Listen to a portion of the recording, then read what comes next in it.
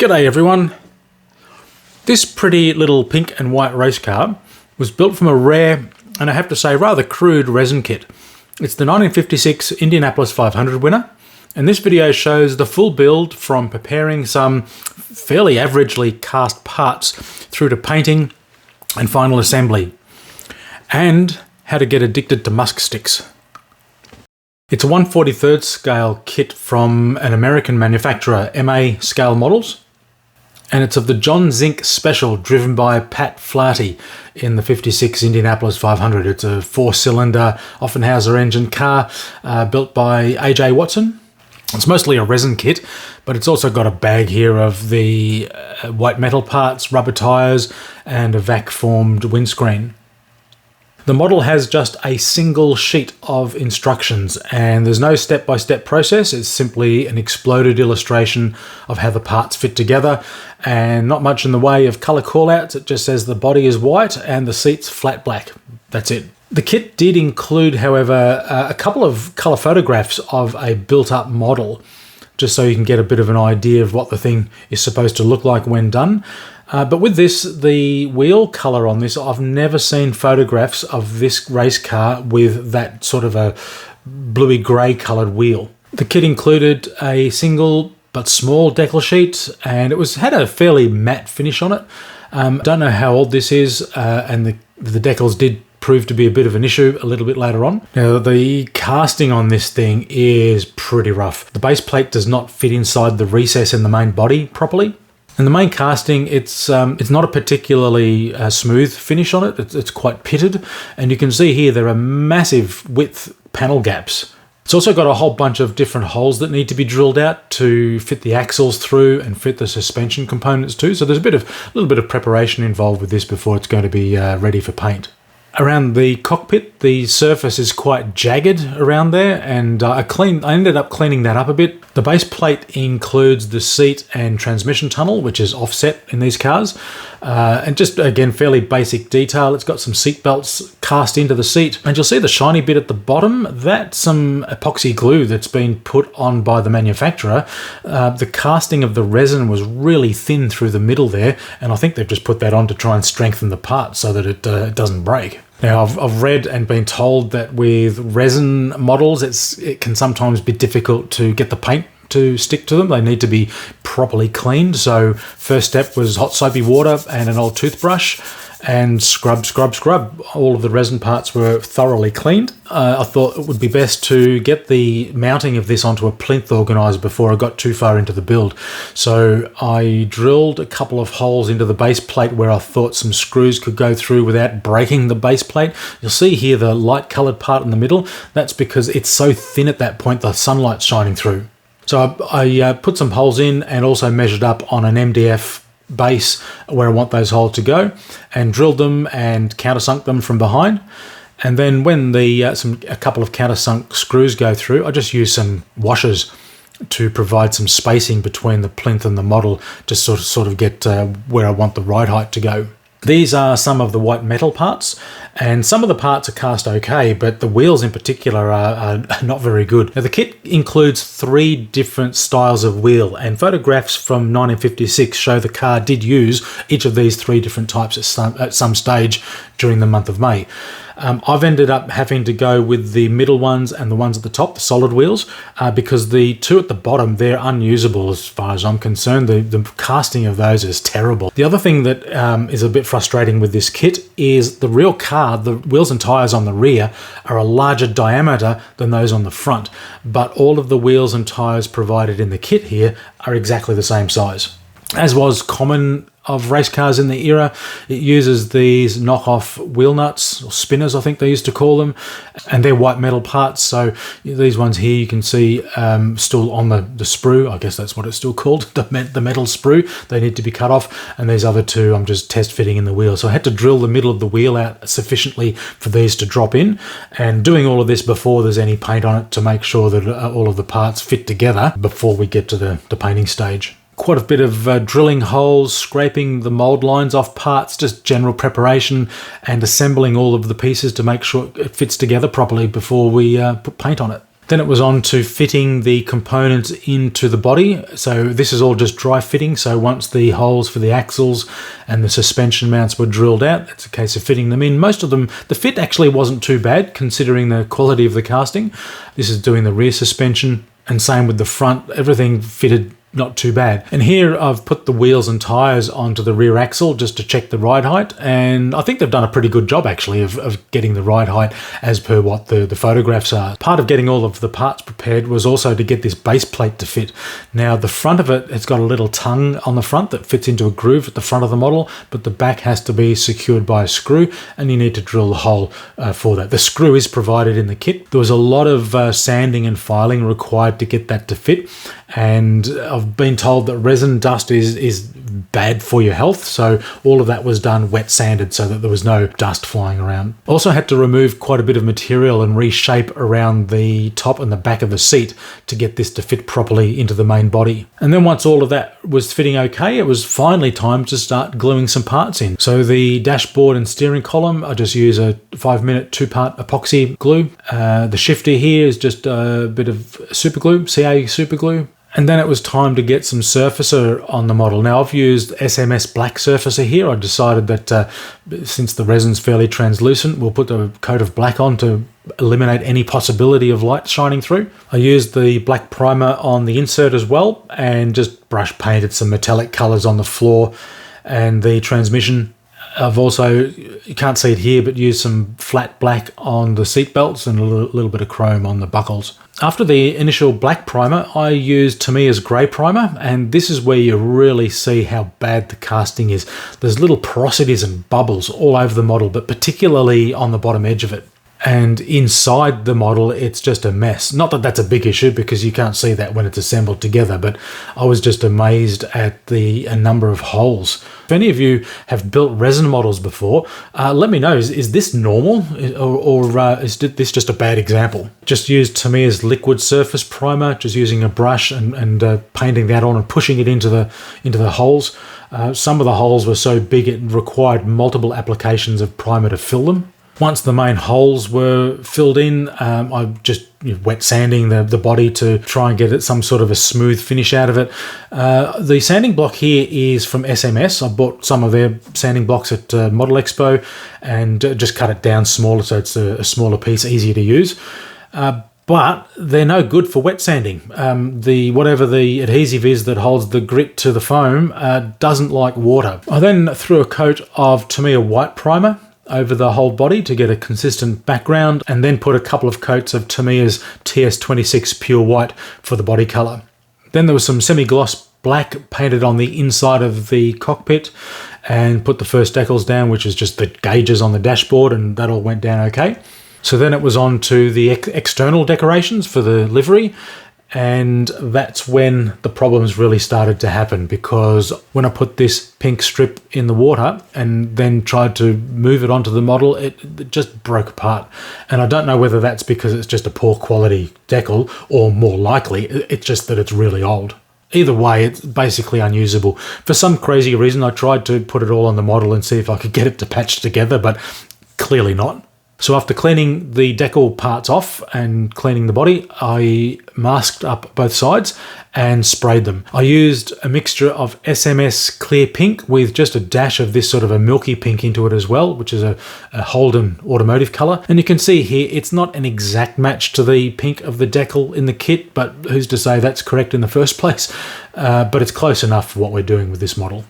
But the bigger issue was getting the other decals off, and I was worried that they were going to fall apart, particularly the race numbers. So a friend of mine lent me, I consumed part of it, some liquid decal film from Microscale, and that just gets brushed on, and once it's dried off, doesn't take very long to dry, cut the decals out and just apply them in the normal manner. And I must say that did a really good job. I was able to slide those decals off, get them onto the model. They did take a lot of softener to get them to contour and stick to the model, but they held together fine, no problem at all. The only issue is, and it's a bit difficult to see on the photos, the pink ink in the decal reacted with the liquid decal film, and the pink has bled. Now, it bled off the outsides of the numbers, which was not an issue because I was cutting around the outside edge anyway. But the stuff in the middle, you'll see inside the 8 here, it's got a little bit of a tinge of pink. Only really notice it when you're looking hard, but it is there. Once the decals had thoroughly dried for a day or so, the body got 2 coats of SMS gloss clear, and there was just a bit of a light wet sand between those. I went through the micromesh polishing system of the different grades of polishing it out and finishing it with Tamiya compound. But the end result, the things come up quite okay. The model was then fixed to the base permanently, and that just makes it much easier to work on for the final assembly and detailing. It's much easier to hold the base than what it is to hold this little tiny 43rd scale model, and also means there's far less risk of damaging the model. So just use some semi-gloss black brush painted into the cavities and recesses at the front and the rear, and also where the exhausts go in. Also put some Tamiya panel line wash in the panel gaps. I don't know whether that was ended up being a good idea, because the panel gaps are just so big on this that there's now these big black trenches all over the model. So thinking maybe that was a bit of a mistake, but anyway, that's how it is how it is. And in fact, sometimes I wonder if it would have been better if I had just filled all of those gaps in and not had any panel lines on the whole model. Now, the wheels and tyres. The tyres are moulded rubber, and the casting of those is again pretty good, but they do have these nubs on them. So cut those off, which creates some little flat spots, but that's no big issue because you just mount, when you put the tyres on, mount those to the bottom. Nobody's going to be able to see them. With the wheels themselves, I initially painted them gloss black, and in some of the photos, the edging of the rims look like they've got a machined finish. So once the paint was on, I just used a hobby knife and scraped the paint off to reveal the metallic finish underneath. They then got some colour over the top. This is a mixture of aluminium and titanium. And again, once that paint went on, the rim edges were scraped with the hobby knife to reveal the metal. Now, the tyres have got the Firestone branding moulded in, but it wasn't really crisp, and I thought if I try and paint this, it's going to look a bit weird. The kit does include Firestone decals, so I decided to sand off the Firestone raised lettering, which you can see on the left tyre here, and just used the decals instead.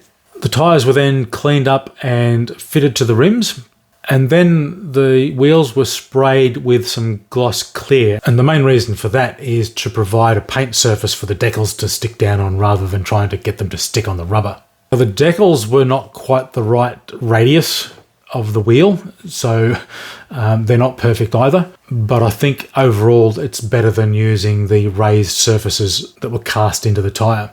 But once the decals were applied, I then spray flat clear over the top to restore the rubber look to the tyre. But of course, you don't want that on the wheel itself, so just put a mask over the rim and then hit it with the flat clear. It was then a case of getting the rest of the model together. So this is just dry fitting to make sure that the suspension components still fit into the model correctly. There's 1 or 2 of the holes, because of the painting and the clear, etc., the holes can start to fill over, so there was 1 or 2 of them just needed to be finally drilled out again, but otherwise all of these components did fit okay. And you'll see the axles here are way longer than what they need to be, but that's okay.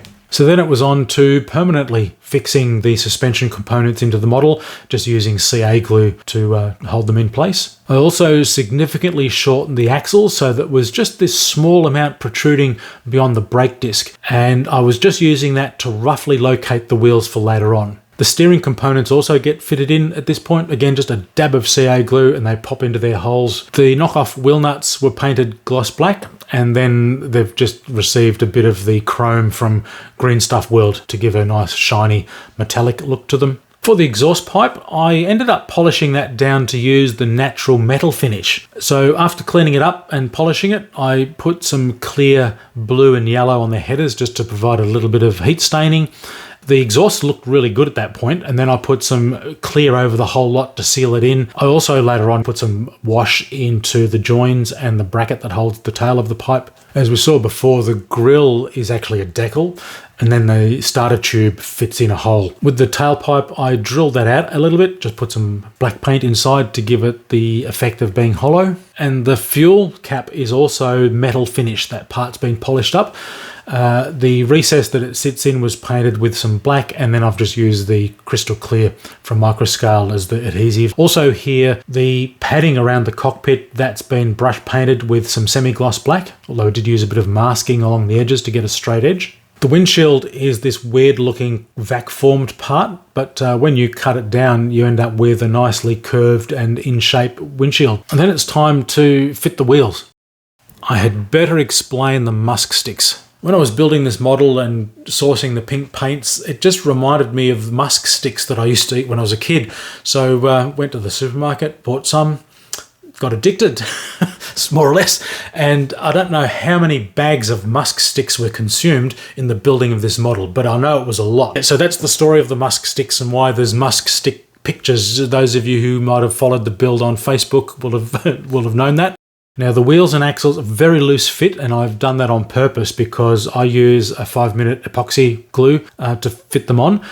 And that means you've got a bit of work time to get the alignment of the wheels. And we're talking about things like the camber and the toe so that they're not pointing in weird directions. And I just used this stone marble base off an old go-kart trophy, actually, is what it is, and just use that as a heavy straight edge and just push that up against the wheel to make them sit vertical. And then once that's done on one side, it's rinse and repeat for the other.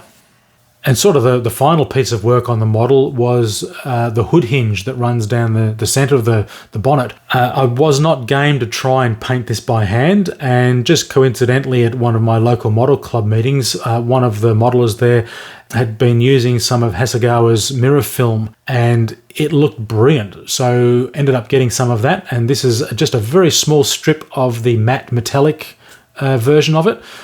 Cut down and applied, and this is probably the neatest part of the entire build, is this piece of metallic strip to simulate the hinge on the bonnet, or the hood for the American audience. And there she's done. So what would I do different if I was building this kit again, if I ever got my hands on one, because I don't think there's many around? I'd probably go a little bit more gold colour on the wheels. I think I've got them a little bit too aluminium colour.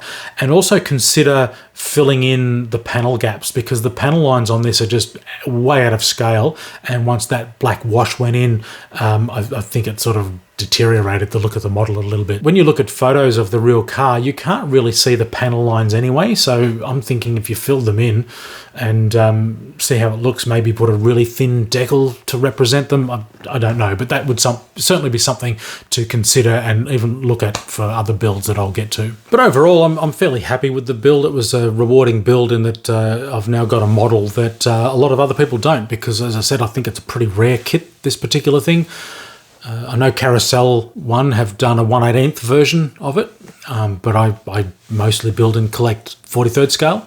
And when I put this in with my other Indy 500 winners, it does not look out of place at all. It adds to the collection. Now, I need to get back to building models and eating musk sticks. See you in the next build. Cheers. When Bob Swikert won with the Curtis Roadster in 1955, his chief mechanic was a youthful A.J. Watson, who then went on to build his own version of the Roadster. In 1956, Pat Flaherty drove it from the pole to the race win, delighting the fans by dirt tracking through the turns and hiking the left front wheel several inches above the ground.